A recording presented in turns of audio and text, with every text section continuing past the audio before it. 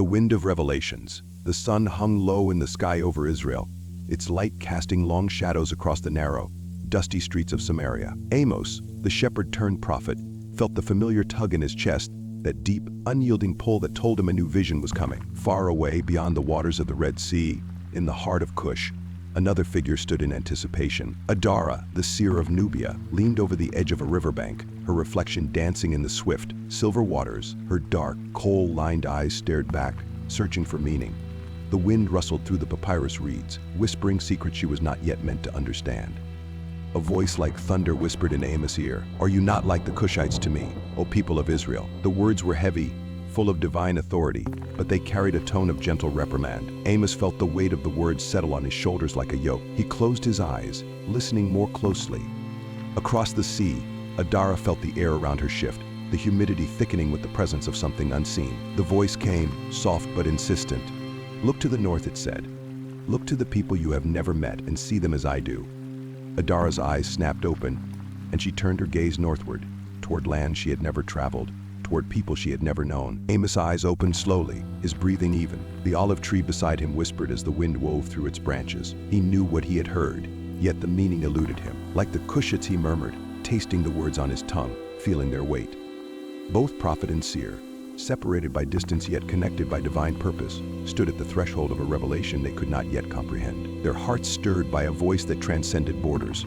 Amos wandered the hills of Tekoa. The villages he passed looked to him with wary eyes, the people knowing him as a man who spoke the words of God, sometimes comforting, more often unsettling. Adara, meanwhile, found herself restless. She walked along the banks of the Nile, watching the great river twist and wind its way through the land of Cush, its waters deep and enigmatic. The elders of her village came to her for guidance.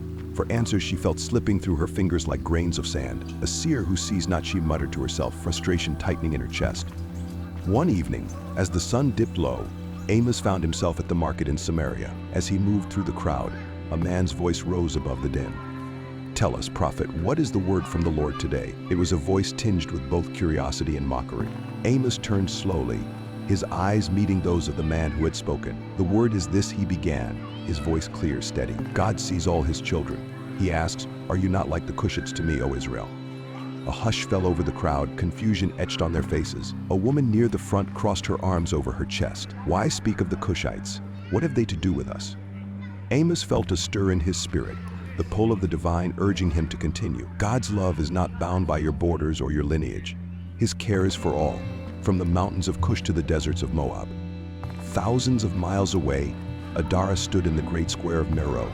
A throng of people gathered around her. A child tugged at her skirt, eyes wide with wonder. "What do you see, wise one?" Adara knelt down to the child's level, her dark fingers brushing the child's cheek. "I see. People far away. People I do not know, but whom I feel I must speak to."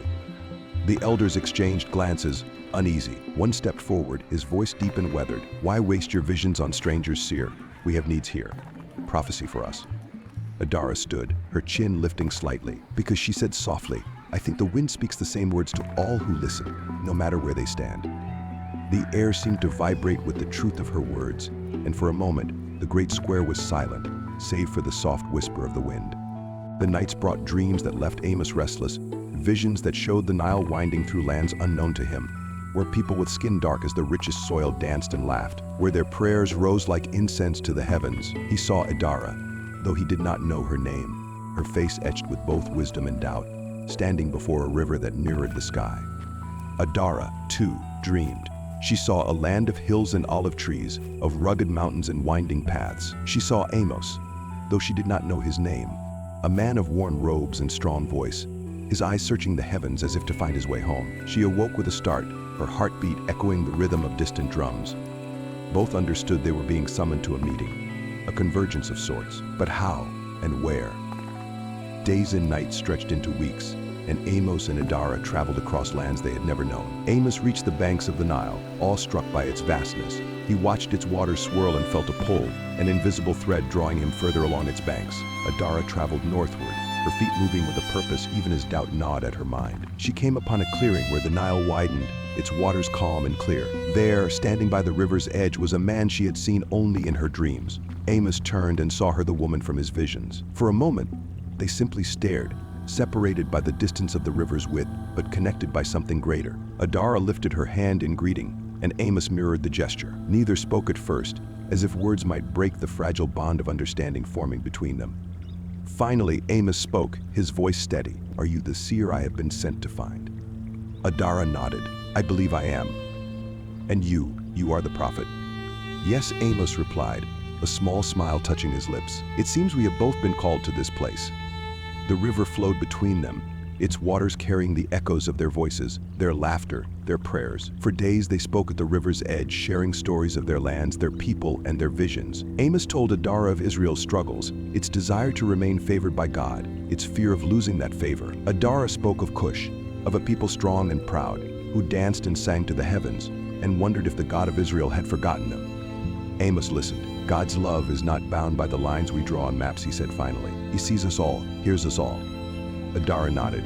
"Yes, I believe he has shown us that by bringing us here to this place where two worlds meet." As they parted, Amos to return to Samaria and Adara to her village, they knew their lives had been forever changed. They had seen the world through each other's eyes, seen the love of God that crossed rivers and borders, and knew that they carried that revelation back to their people. And as they walked away from the riverbank, the wind carried their footsteps, their laughter, and their newfound understanding across the waters, spreading it like seeds waiting to take root in fertile soil. They did not look back, but they felt the presence of the other, a steady comfort that whispered, "God's care extends to all nations, to every heart willing to listen." From Samaria to Cush and beyond,